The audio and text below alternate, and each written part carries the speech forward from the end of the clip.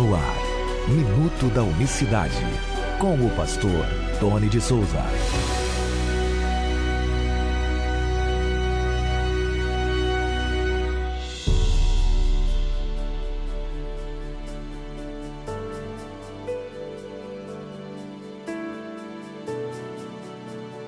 Olá, queridos, graça e paz da parte do nosso grande Deus e Salvador Jesus Cristo. Que Deus abençoe a sua sexta-feira, 20 de junho de 2025. Sejam todos bem-vindos a mais uma edição do Minuto da Unicidade. Que Deus abençoe a sua sexta-feira, Deus abençoe seu final de semana. Você que acompanha na rádio, né? Nas rádios Betel e também nossa rádio, Betel no Rio, nossa rádio em Morungaba, obrigado pelo carinho da sua audiência, tá bom? Muito bem, meus queridos amigos e irmãos, uma pergunta que sempre é feita aqui pelos nossos ouvintes. No YouTube nós temos mais de 3.000 inscritos, canal pequeno, né? Mais pessoas abençoadas que nos acompanham. Também temos o canal Pastor Tony de Souza, no YouTube já tem mais de 6.000 seguidores também.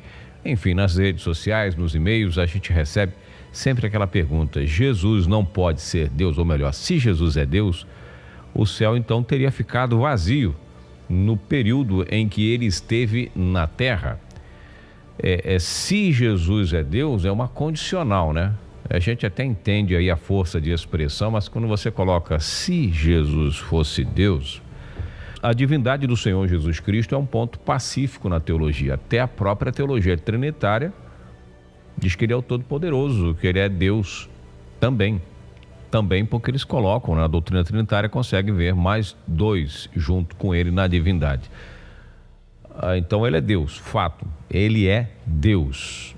A Bíblia diz que ele é Deus sobre todos. A ler e conferir, Romanos capítulo 9, verso 5, diz que ele descende dos israelitas segundo a carne, mas é Deus sobre todos. Ele é o grande Deus e Salvador Jesus Cristo, como está na carta que Paulo escreve para Tito, capítulo 2, versos 13 e 14.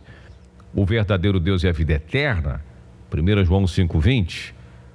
E por aí vai. Muitos textos, muitas passagens, uma abundância de passagens no Novo Testamento. Agora, se a gente considerar o Antigo Testamento, aí realmente é mais uma infinidade de textos maravilhosos. Então, o céu ficou vazio? Essa que é a pergunta interessante para a nossa audiência. Bom, meus irmãos, a teologia também, aqui a teologia em geral, ela destaca um dos atributos da divindade, que é a onipresença. A onipresença é um dos 3 grandiosos atributos divinos. Só Deus, ele é onipresente.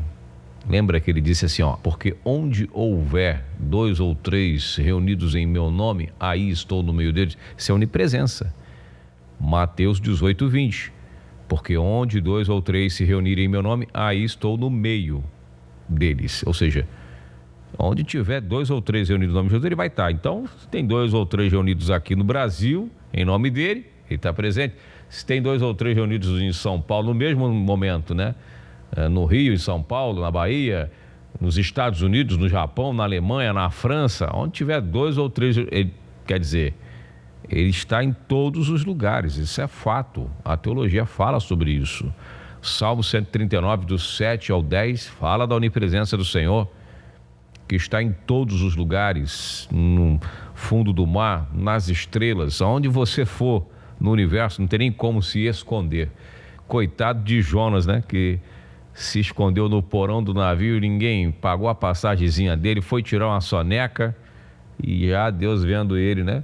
Que bom, que glorioso. Então a onipresença de Deus é um atributo que só Deus tem. Então as pessoas falam assim: Jesus não pode ser Deus porque o céu ficou vazio. Se ele for Deus, né?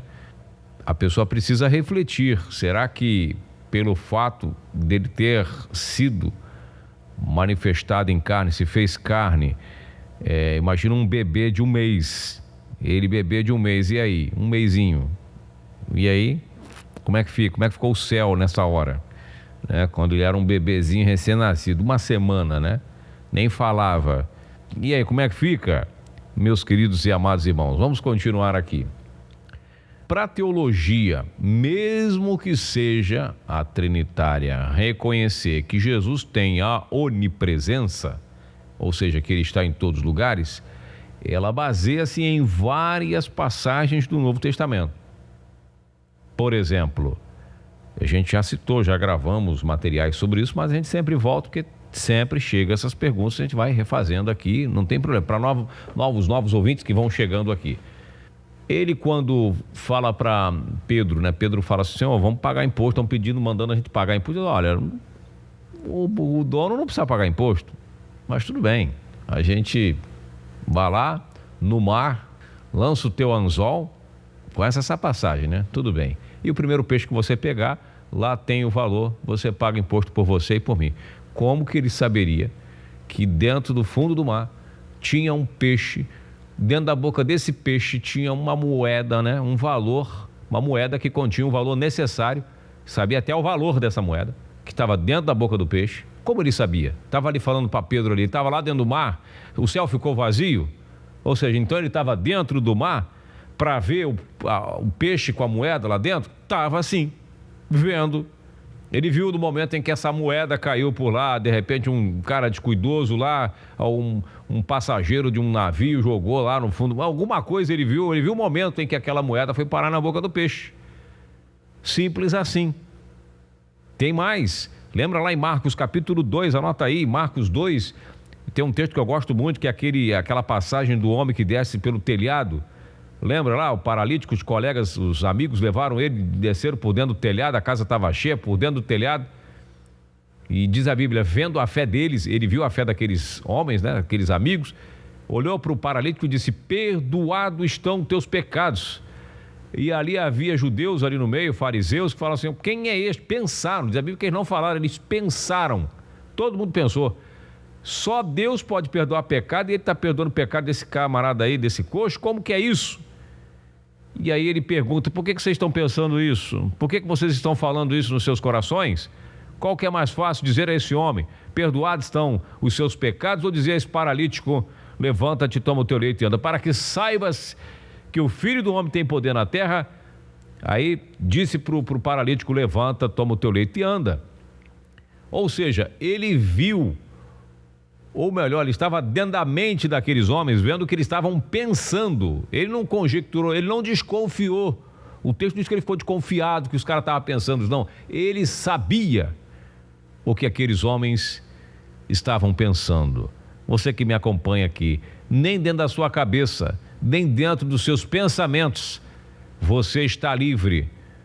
Ou melhor, você pode se esconder de Deus. Tem gente que se esconde de Deus dentro da sua cabeça, né?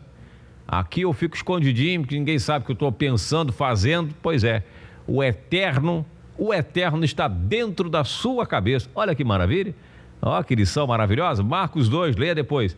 Ele está dentro da sua cabeça. Ele sabe se o seu louvor é correto, ele sabe se as suas declarações de amor são sinceras, ele sabe se você é verdadeiro ou não, ele sabe se você está mentindo em alguma questão, ele sabe se você está sendo falso em alguma questão ou não. Aí não é... Pode ter aquela árvore por fora bonita, né? Linda, mas ele sabe quem somos nós. Não vou dizer quem é você, quem somos nós. E muitas outras passagens. Nota-se, a teologia vai vendo essas passagens e vai vendo: olha, ele é onipresente, está em todo lugar. Tem uma passagem, agora não me recordo de cabeça, que ele despede. Marca aí no YouTube essas passagens que eu não falar aqui, não me recordar a referência. Você pode colocar o texto aí para nos ajudar os nossos ouvintes que vão ler os comentários. Então, tem uma passagem que ele despede os discípulos e vai orar no monte. E os discípulos pegam o barco e falam: vai que eu vou aqui orar, vocês vão na minha frente, vão na frente. E já era de madrugada, já na quarta vigília da noite, mais de meia-noite. Ele vai para o alto da montanha e eles vão para o alto mar, de madrugada, meia-noite, 1h da manhã. E diz a Bíblia, de lá, aí diz o texto: vendo-os remar em dificuldade, porque levantou uma tempestade no alto mar. Como ele no alto do monte vai ver que eles estão... Você já foi no mar à noite? Você você já subiu num monte de madrugada, naqueles tempos que nem cidades iluminadas haviam? Imagina, de lá daquele monte, naquele tempo, estamos falando de 2000 anos atrás, mesmo com cidades iluminadas, mesmo com toda a tecnologia, você não consegue ver alguém remar num barco de noite em dificuldade no meio de uma tempestade. Estamos falando também de uma tempestade você não enxerga nada. Pois ele lá do monte, diz a Bíblia, vendo-os remar em dificuldade, foi ao encontro deles. Por isso que eles pensaram que era um fantasma. Lá vem ele andando sobre as águas.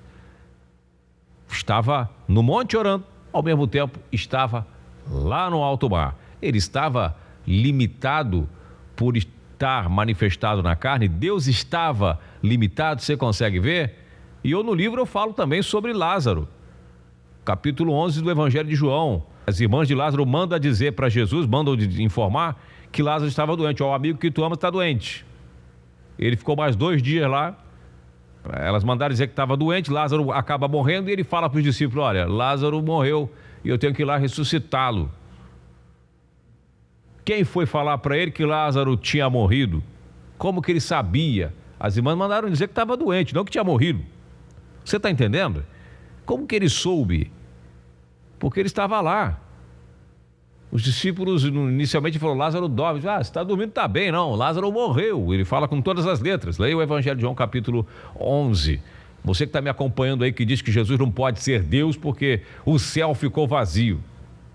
Tanto é que quando ele chega lá, elas falam, se o Senhor estivesse aqui, meu irmão não teria morrido. Só que Jesus estava lá o tempo inteiro, sabendo de tudo. Lázaro morreu porque Jesus quis que ele morresse. Que amigo é esse, hein? Oh, glória! Ele precisava que Lázaro, de fato, morresse para que o seu poder, mais uma vez, fosse manifestado. No caso de Lázaro, Jesus não queria curá-lo, queria ressuscitá-lo. É totalmente diferente, né? Uma coisa é você curado, outra coisa é você ressuscitado. Você me entende o que eu estou falando, né? Então, é isso. É isso. Eu vou ler um texto aqui para encerrar. Citar mais uma passagem, eu vou ler para você. Evangelho de João, capítulo 3, verso 12. Jesus falando com Nicodemos. Se vos falei das coisas terrestres e não crestes, como crereis se vos falar das celestiais? Pergunta de retórica. Olha, Nicodemos, eu estou falando coisas da terra e você não entende, você não crê. Como que você vai crer se eu falar coisas mais elevadas? Coisas celestiais, né? Tem gente que não entende das coisas simples e quer entender das coisas espirituais elevadíssimas. E aí quebra e entra aqui nos comentários e fica brabo. Você não consegue entender coisas da terra. Aí ele fala, então deixa eu falar uma coisa celestial. Ora, ninguém subiu ao céu, senão o que do céu desceu, o Filho do homem que está no céu. Verso 13 de João, capítulo 3. João 3, Evangelho. Lê aí, anote aí. João 3, versos 12 e verso 13. Estou falando das coisas da terra, você não crê? Se eu vou te falar da coisa celestial, como é que vai ser? Aí ele vai e diz. Ele faz aquela pergunta de retórica e já lança o que ele quer dizer com relação a... Isso é coisa celestial. O que ele falou aqui é questão celestial. Ninguém subiu ao céu, senão o que do céu desceu, o Filho do homem que está no céu. Ninguém foi ao céu, hein? Que captou aí a mensagem? Mas deixa sair para depois. Ele diz que o Filho do homem estava no céu, o Filho do homem estava na terra, falando com Nicodemo, está dizendo que está no céu. Jesus não pode ser Deus porque o trono ficou vazio, então enquanto ele estava aqui, vinha lá o diabo, entrava e tomava o trono e governava. Você está pensando em coisa terrestre, você está pensando em governo humano, terreno. Então que nós estamos falando do soberano que enche tudo, ele poderia estar em qualquer lugar, o seu espírito é o Espírito Santo, é o Espírito que está em toda a terra. Estava naquele bebezinho, né? Jesus bebezinho, recém-nascido, estava no trono, na sala do trono, estava no Japão, estava em qualquer lugar, não estava no Brasil, porque o Brasil não existia naquela época.